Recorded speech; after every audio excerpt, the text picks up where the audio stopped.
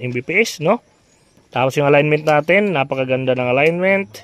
So yun lang, meron tayong kapareho ng frequency. Yan, pula. So dito yung engine to natin. Kita niyo naman, nasa mga flower lang, kilid and flower. So 2 taon na to dito. So dito yan dumaan sa, ay kaya pala. Yan, kita niyo naman, yung board natin, no? Grabe yung putik, ano yun, alikabok. So ito, connecting nga, ayaw makakonect, no? Yan, unable to connect to Riser Piso Wi-Fi 10. Alright, so good morning. So di talaga natin maiwasan na meron tayong Piso Wi-Fi na matumal, no? So may Piso Wi-Fi kami na dalawa, i-pull out namin ngayon sa kadahilanan na grabe katumal, no? Yung income, yung Piso Wi-Fi na yon. Yung isa natabihan na Piso Wi-Fi, bago lang siguro, mga hindi pa siguro nag-1 buwan. So sa 1 month hindi siya nag-1,000 yung income. So, mangyari dahil marami kaming mga speed sa aming mga tower, lilipat na lang namin ng ibang location. At syempre yung pangalawa is 3 months. 3 months namin na first month kasi mahina yung income, pangalawang buwan mahina pa rin. Pangatlong buwan yung tagal namin, pag hindi lumakas is transfer namin. At yun na nga, sa pangatlong buwan is mahina pa rin. So yun na, 3 buwan na mahina yung income, so kailangan namin lilipat ngayon. Dalawang Piso Wi-Fi lilipat namin yan. So tara, samahan niyo kami. Let's go. So nagkahiwalay kami ng team. Sila is nag-pull out ng Piso Wi-Fi, tapos kami ni Papa at ni Mrs. Re-repair namin yung Piso Wi-Fi dito kasi hindi daw gumagana. Ayan o. Alright, so dalawang team kami. Yung sila Topper at dun na rin mag-pull out ng dalawang Piso Wi-Fi. So ito, connecting nga, ayaw makakonect, no? Ayan, unable to connect to Riser Piso Wi-Fi 10, no? Pang 10 namin to na Piso Wi-Fi. So ang gagawin namin, i-reflash ni Mrs. yung memory card. Ayan. So mga gamit natin, ayan, napakaliwanag. ECB natin kay Pinaytech Tutorial. Custom board niya na version 1 siguro to. Ayan, tapos walang ilaw yung ating ispitulan sa kadahilanan na tinanggal ko yung power ng ating board, no? Ayan, yung power ng ating board. So kailangan lang namin to i-flash. Ayan. So waiting kami na matapos yung pag-flash, no? So ganyan kaganda pag meron tayong laptop, no? So anytime pwede tayong mag-flash sa area. So ayan, done flashing. So saksak ko doon. Alright. So pagkatapos niyan, tingnan natin kung makakonect na ba. At kung hindi pa, usually yung ginagawa namin, chine-check ko yung mga LAN cable, tinetester ko. Ayan, saksak ko. Yan, nag-power on yung ating board. Siyempre yung ating ispitulan is milaw. Tingnan natin, no? So pag wala pa rin internet, yung next natin gagawin, ipang-check natin itong mga cable. Pero sa tingin ko is pwede na tayo mag-connect sa kadahilanan na umiilaw na yung ating ispitulan, nabublink na yung kaniyang kulay orange.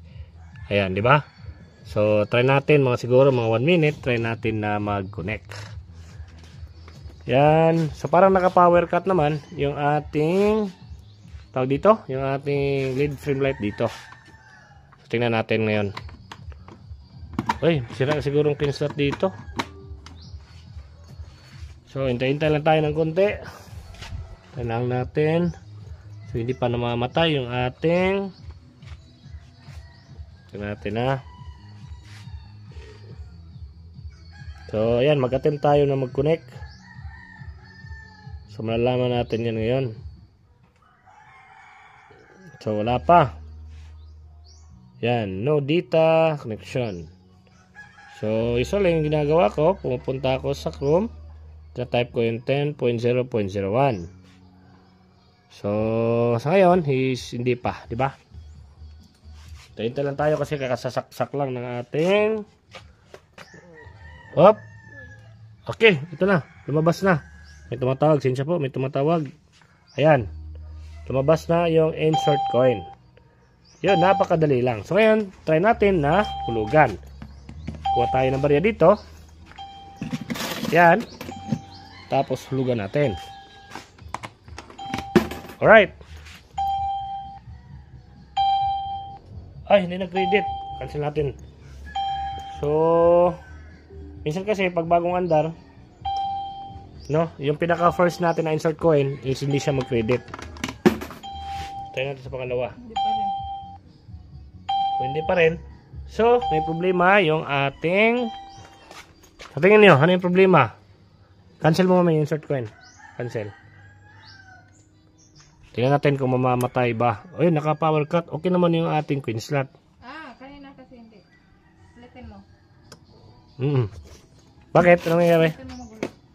Sige, sige. Insert coin. Natin, 10 piso. Yan. Yan. So, ano yung problema kayo naman? Kasi kanina hindi pa siya tapos sa boot up. Hindi pa namatay yung frame. Kasi piso yung inulog ko, mami.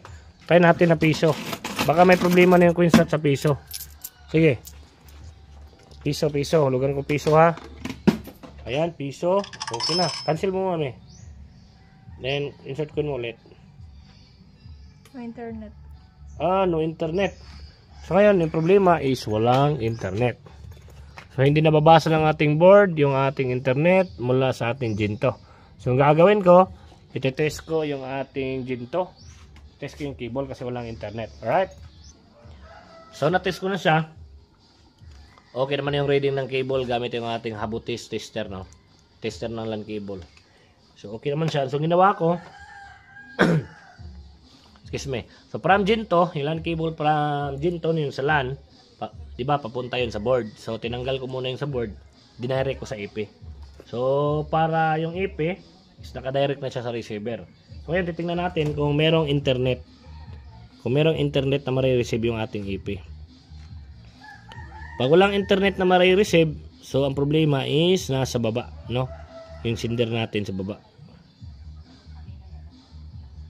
So, kita nyo, ayaw siya. TP-Link kasi yung gamit natin. So, si TP-Link 110, parang sa pagkakaalam ko, hindi tayo makakonect sa kanya pag walang internet. No? So, yan, connected na. So, meaning, meron na siyang internet. Yan.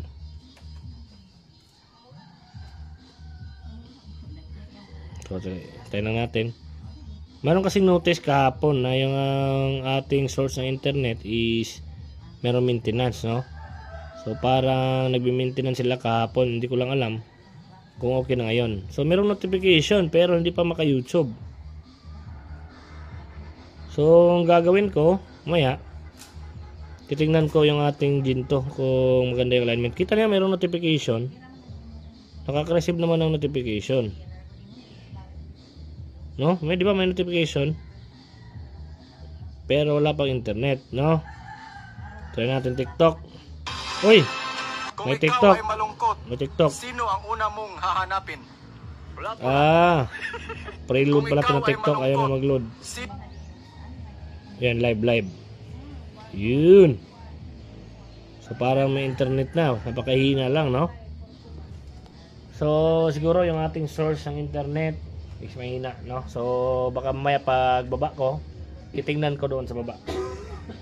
Tingnan ko yung ating internet, kung yung main router natin doon, kung malakas ba. So, for the meantime, ayan, kumana siya. Ayan, up. So, yun na. Pero ng internet. Pero napakahina ng internet. Grabe, napakahina. Ayan. So, mamaya dadaan ako doon. Try natin. Try natin mamaya na mag-speed test gamit yung laptop. Baka yung frequency natin sa ating Jinto is congested or may kabangga na. So, tingnan muna namin sa Jinto, ha, kung ano yung kalagayan ng ating Jinto. Ayan, nag-load siya pero napakahina. So, ayan, nakalagin ako sa aking sender. Tingnan ko. So, yung dito is, yung pangalan dito, Ariel. Ito, Ariel. Tingnan ko yung alignment kay Ariel. So, yun yung problema kay Ariel. Yan, pula siya, no? So, medyo disalign yung dito. So, kaya pala napakahina kasi medyo disalign, pula. Yan ang pula. So, merong interference.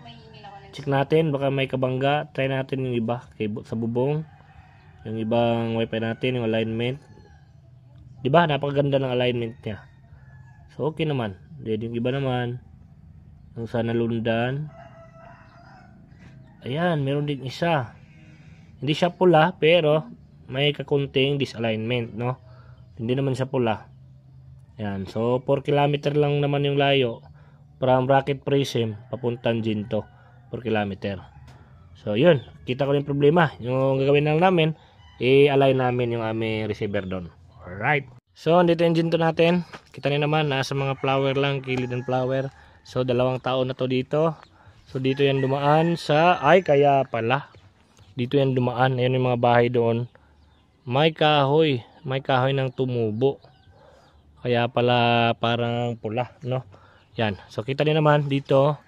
Yan, papunta yan doon sa mga bahay na yon sa right portion, pero tumubo itong kahoy.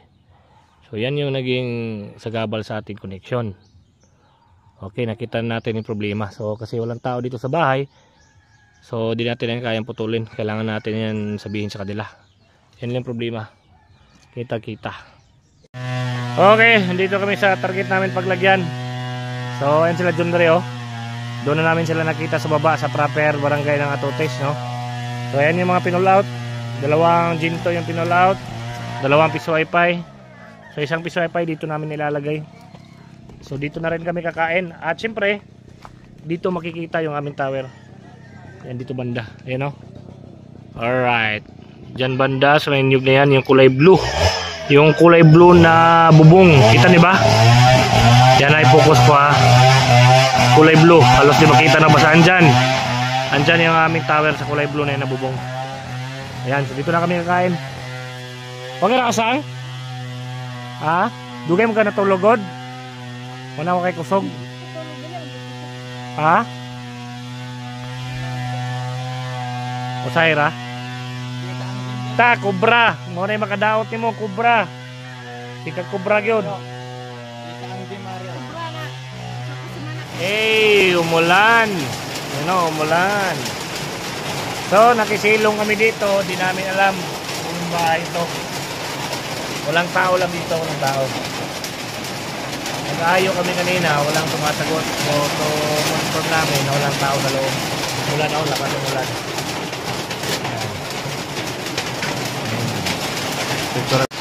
Okay, so linilinis namin yung mga Ginto. Ano?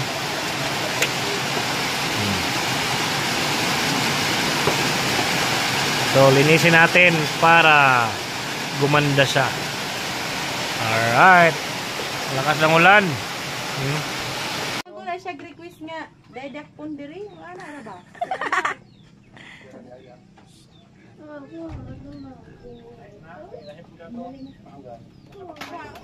Yan. Kita rin naman, oh. Ito pa yung uso ng CB dati, oh. Yan, oh. Tapos kita na yung router, oh. Kulay yellow na. Tapos yung CB, diba? Ito na yung mga build namin dati. So, dito na namin ilalagay. Ito po yung ano, no? Walang tibra. Yan, oh. Kita rin naman yung board natin, oh. Grabe yung putik. Ay, putik. Ano yun? Alikabok. Napakakapal ng alikabok, oh. Ayan. So, paano kaya natin ito lilinisin? Wala kaming brush. Grabe, kapal ng alikabok. Okay, ayan, o. Na-install na yung piso wifi dyan. At syempre, yung Ginto doon sa kahoy. Ayun. Diba? Alright, nandyan lang yung ating receiver. Piso wifi, okay na.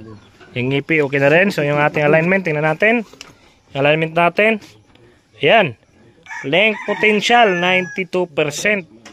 Alright, pero yung aking IP, may kabangga. Yung aking sender. Yan, pula siya. So meaning, mayroon siyang kabangga, mayroon siyang kapariho ng frequency. Pero okay lang yan. Hintayin natin na yung kapariho natin ng frequency, siya yung mag-adjust. Kasi yung sa atin naman, okay na okay yung ating output, 137 Mbps.